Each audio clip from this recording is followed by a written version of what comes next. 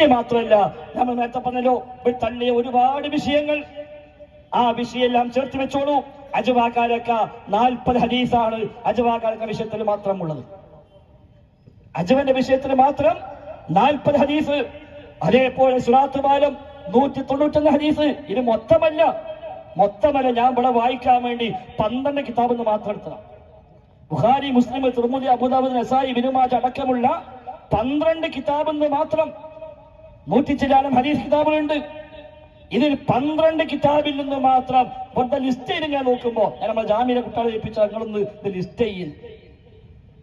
ഈ 12 കിതാബെന്ന് മാത്രം ഉള്ള ഹദീസ് ഞാൻ വായിക്കുന്നത് അജവാകാരക്ക 40, സിറാത്ത് പാലം 191, മൂസാ നബിയും മലക്കുൽ മൗത്തുമായി ബന്ധപ്പെട്ട വിഷയം 12 ഹദീസ്, അതേപോലെ ഹജറുൽ അസ്വദ് 95 ഹദീസ്, സുലൈമാൻ നബിയുടെ സംഭവം 21 ഹദീസ്, നബി സമ്മതങ്ങൾക്ക് ജൂതൻ സിഹർ ചെയ്തു എന്ന പരാമർശം 21 ഹദീസ്, അതേപോലെ സംസമിന്റെ മഹത്വം 60 ഹദീസ്, അമ്പിയാക്കളുടെ ശരീരം മണ്ണ് തിന്നുകയില്ല എന്നത് 13 ഹദീസ്, നൈലും യൂഫ്രട്ടീസും അതിന്റെ ഉത്ഭവം സ്വർഗത്തിൽ നിന്നാണ് എന്നുള്ളത് അത് 16 ഹദീസ്, അതേപോലെ സൊഫിന് വിടവുണ്ടായി കഴിഞ്ഞാൽ അവിടെ പിശാച് കയറും എന്നത് 8 ഹദീസ്, മ്യൂസിക് ഹറാമാണ് എന്നത് 65 ഹദീസ്, അതേപോലെ സൊഫ് അടുപ്പിച്ചിരിക്കണമെന്ന് പറയുന്നില്ലെങ്കിൽ പിശാച് കയറുന്ന ഹദീസ് 8 ഹദീസ്.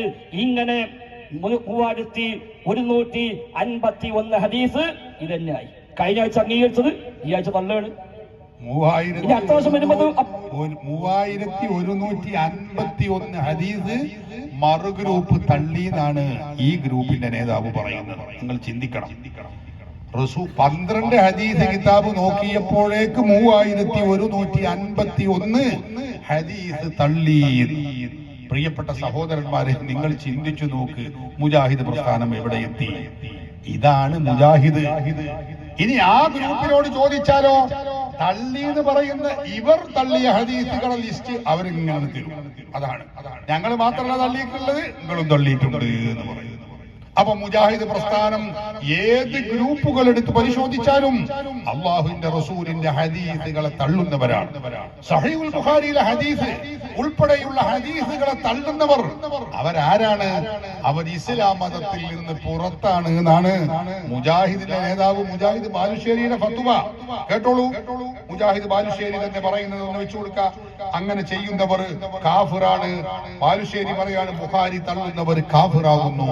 ഒന്ന് കേട്ടോളൂ അയാൾ പറയുന്നത്.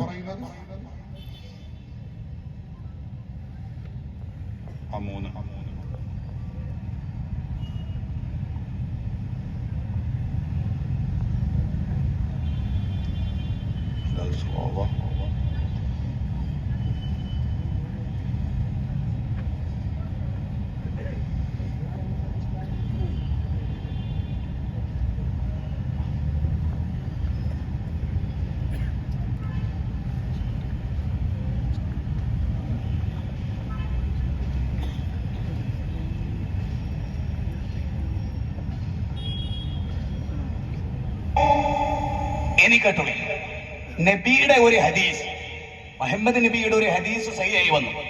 അതിനൊരാൾ നിഷേധിച്ച ഇസ്ലാമിന്റെ വിധി എന്താ?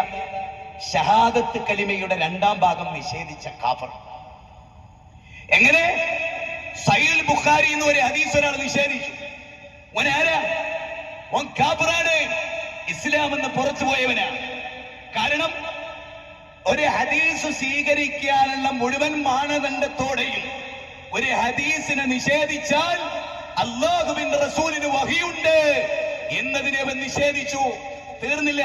വമാ യൻതിഖു അനിൽ ഹവാ ഇൻ ഹുവ ഇല്ലാ വഹ്യു യൂഹാ. സൂറത്തുൽ നജ്മ 3-4 വചനങ്ങൾ. ആ വചനം പറയുന്നത് അറിയോ? റസൂലുള്ള അഭീഷ്ടൻ സംസാരിക്കാറില്ല, എല്ലാം വഹീന്റെ അടിസ്ഥാനത്തിലാ ദീന് പഠിപ്പിക്കുക. ആ നബിയുടെ ഹദീസ്, ആ ഹദീസ് വഹിയാണ്. ആ വഹീനെ നിഷേധിക്കലാണ്. ഒരാളൊരു ഹദീസ് നിഷേധിച്ച എന്തൊക്കെ ഉണ്ടാവുക? റസൂലിനെ നിഷേധിച്ചു, ജിബ്രീലിനെ നിഷേധിച്ചു, അള്ളാഹിനെ നിഷേധിച്ചു. ആരെങ്കിലും റസൂലിനെ അനുസരിച്ചാൽ അവൻ അള്ളാഹിനെ അനുസരിച്ചു. 4-ാം അധ്യായം 80-ാമത്തെ വചനം.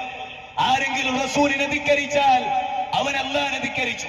അമാനവരിയുടെ തഫ്സീറിൽ ഇത് വിശദീകരിക്കുന്നിടത്ത് ആരെങ്കിലും ഒരു സഹിയായ ഹദീസ് നിഷേധിച്ചാൽ ഫലത്തിൽ അവൻ അള്ളാഹനെ നിഷേധിച്ചവനാ. വിശ്വാസികളെ, മുഅ്മിനുകളെ, യുവാക്കളെ, ആവേശം മൂത്ത് ഹദീസ് നിഷേധിക്കണ്ട, ഹദീസ് നിഷേധിക്കണ്ട. തീർന്നില്ല. ഇനി ഞാൻ പറയുന്നത് ഇത്തിരി സോഫ്റ്റ് ആക്കി എളുപ്പത്തിൽ മനസ്സിലാൻ പറയാണ്. ശ്രദ്ധിക്കണം. ഒരു കാലഘട്ടത്തിൽ, ശാന്തമായി പറഞ്ഞോട്ടെ, ഒരു കാലഘട്ടത്തിൽ ഇന്നും സമസ്തക്കാരില്ലേ, APK സുന്നികള്, അവരോട് ബുഖാരിയിലുണ്ട്, ബുഖാരിയിലുണ്ട്, മൊയ്ലിയാരെ ബുഖാരിയിലുണ്ട്, മുസ്ലിമിലുണ്ട് എന്ന് പറഞ്ഞാൽ മൊയ്ലിയാര് പറയുന്നത് അറിയും. ബുഖാരിയിലുണ്ടോ, മുസ്ലിമിലുണ്ടോ? എന്നാ പിന്നെ നിങ്ങൾ ദുർവ്യാഖ്യാനം ചെയ്യും. ഇല്ല നിങ്ങൾ പറയില്ല, ഉണ്ടെങ്കിൽ സ്വീകരിക്കണ്ട. പക്ഷെ നിങ്ങൾ വ്യാഖ്യാനിച്ച പോലെ ആയിരിക്കൂല. നേരെ പഠിച്ചൊരു മടവൂരിയോട്, കരിമ്പിലാക്കലിനോട് ബുഖാരിയിലുണ്ട് എന്ന് പറഞ്ഞാൽ ഓൻ പറയുന്ന ബുഖാരിയിലല്ലേ, ധ്വനിയുണ്ടോ? ബുഖാരിയിലല്ലേ. മനസ്സിലായോ? മുസ്ലിമിലെ ഹദീസ് ഉണ്ട്, മുസ്ലിമിലല്ലേ. അല്ലേ? ടോണ് മാറിയുണ്ടോ? സുന്നി സമൂഹം ഈ ഹദീസ് ഗ്രന്ഥം സ്വീകരിക്കുന്നതിനേക്കാൾ മോശം. ഇതാണ് ചേകന്നൂർ മൗലവിക്ക് വിഷയം. ഇനി നിങ്ങൾ എന്നെ ആലോചിച്ച രസത്തിൽ ഞാൻ അവതരിപ്പിച്ചില്ല. കരിമ്പിലാക്കൽ മൂപ്പരെ വീട്ടിലേക്ക് കയറിച്ചില്ല, സലാം സുല്ലമി മൂപ്പരെ വീട്ടിലേക്ക് കയറിച്ചില്ല. അവന്റെ മൂപ്പര ഒരു കുട്ടി ബുഖാരി എടുത്തിട്ട് ഇങ്ങനെ വായിക്കുന്നു. ഉടനെ തന്നെ സുലം, മോളെ വായിക്കല്ലേ, ബുഖാരി വായിക്കല്ലേ, എനിക്ക് തിരിയൂല. അതിൽ സ്വീകാര്യായതും അല്ലാത്തതുണ്ട്, സ്വീകാര്യായതും അല്ലാത്തതുണ്ട്. മോളെ അതുകൊണ്ട് സ്വീകരിക്കണ്ടോ? ഇബ്ലീസ് ബുഖാരി താഴെ വെപ്പിച്ച്, സുല്ലമീനെ കൊണ്ട് ഇബ്ലീസ് ബുഖാരി താഴെ വെപ്പിച്ച്, ചേകന്നൂരിനെ കൊണ്ട് വെപ്പിച്ച്, CN മുഹമ്മദ് മൗലവിനെ കൊണ്ട് വെപ്പിച്ച്, ഓറിയന്റലിസ്റ്റുകളെ കൊണ്ട് വെപ്പിച്ച്, ഇതാ ഇവിടെ ഒരു വട്ടം മൗലവിമാരെ കൊണ്ട് വെപ്പിച്ച്.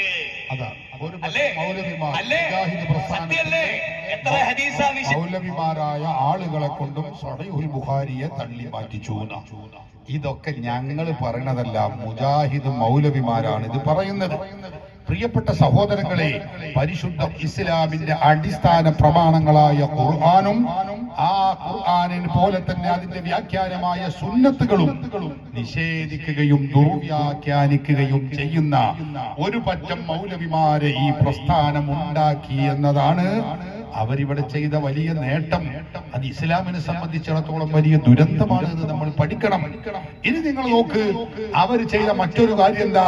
മുസ്ലിമീങ്ങളെ മുഴുവനും അവർ കാഫിറാക്കി, മുശ്രിക്കാക്കി, മുദ്ര കുത്തി എന്നതാണ്. ഞാൻ വിശദീകരിക്കുന്നില്ല, ഒരൊറ്റ കാര്യം അതേക്കുറിച്ച് പറയുന്നുള്ളൂ. മുസ്ലിമീങ്ങളൊക്കെ കാഫിറുകളാണ്, മുശ്രിക്കുകളാണ് എന്ന് മാത്രമല്ല